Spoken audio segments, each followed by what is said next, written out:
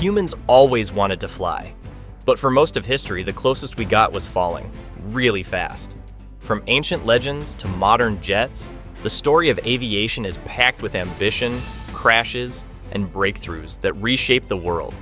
How did we go from strapping on wings like lunatics to breaking the sound barrier? Let's take off and find out.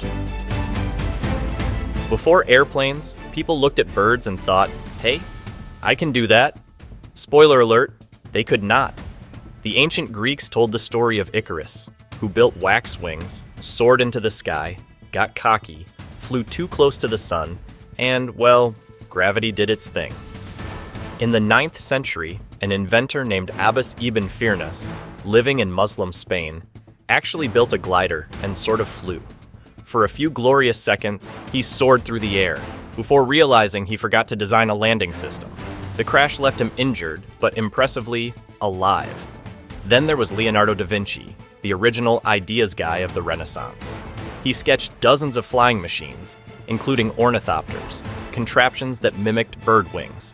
His designs were genius, but he never built them. Maybe he figured out that flapping your arms really hard while sitting in a wooden box wasn't the most effective strategy. But these were just experiments. No one was really flying yet.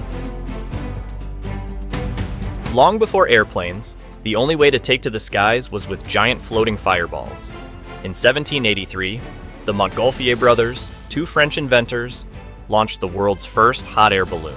And because no one wanted to risk human life just yet, they put a sheep, a duck, and a rooster in the basket. The good news? They all survived, proving that at least barnyard animals could handle altitude. Later that year, the first humans took flight. The crowd was amazed, the pilot probably terrified.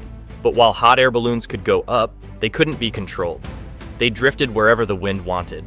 Great for sightseers, terrible for transportation. Still, balloons had their uses. Napoleon even had an aerial balloon division for military surveillance, which sounds cool, until you realize that an enemy with a decent rifle could ruin your day from the ground. Balloons were a step forward, but real aviation needed something more: engines.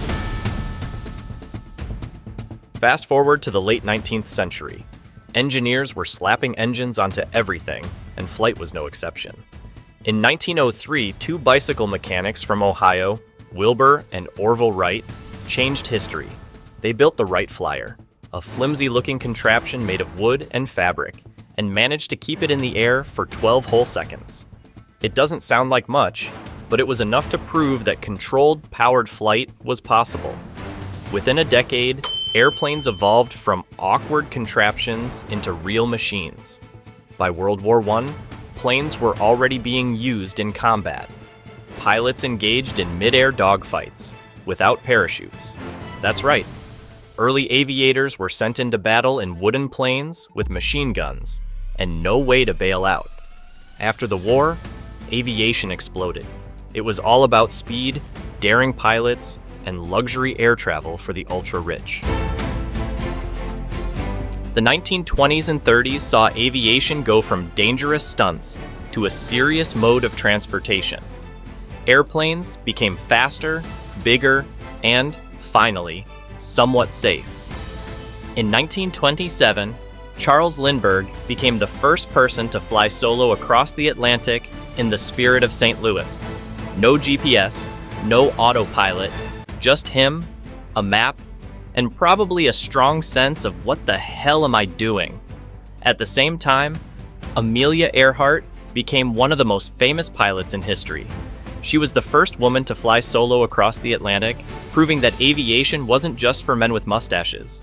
Tragically, she disappeared in 1937 while attempting to fly around the world. To this day, her fate remains one of history's greatest mysteries. Meanwhile, commercial air travel was becoming a thing, but it was very different from today. Tickets cost a fortune, and flying was a fancy experience. Passengers dressed in suits and evening gowns, airplane meals were massive, and unbelievably, smoking was allowed on board. Imagine being in a metal tube at 30,000 feet, trying to enjoy your steak dinner while everyone around you is puffing away like a chimney. No wonder there are so many memes about how airline service used to be way better. Then came World War II, and aviation took another giant leap forward.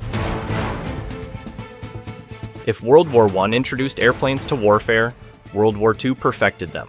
Fighter planes like the Spitfire and Messerschmitt ruled the skies, while bombers like the B-29 Super Fortress were reshaping battlefields. And then came the real game changer, the jet engine.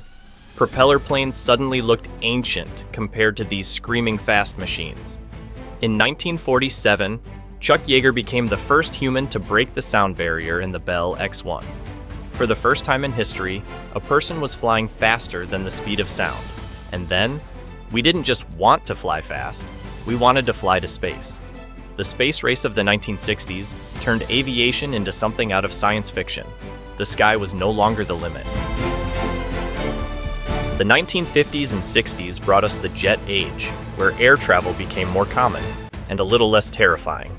The Boeing 747 revolutionized commercial aviation, making long-distance flights affordable. Suddenly, everyone could fly, not just rich folks in tuxedos. And for a brief, glorious time, we even had supersonic passenger travel, thanks to the Concorde. This sleek, needle-nosed jet could fly from New York to London in under 3 hours. But supersonic travel was expensive, loud, and ultimately short-lived. The Concorde retired in 2003, leaving us with planes that go just fast enough to keep us frustrated. Today, aviation is evolving faster than ever. We're developing electric planes, hypersonic jets, and even flying taxis. The future of flight might make today's airplanes look as outdated as the Wright Flyer. From crashing gliders to breaking the sound barrier, aviation is one of humanity's most incredible achievements. So, what do you think is next for aviation? Flying cars?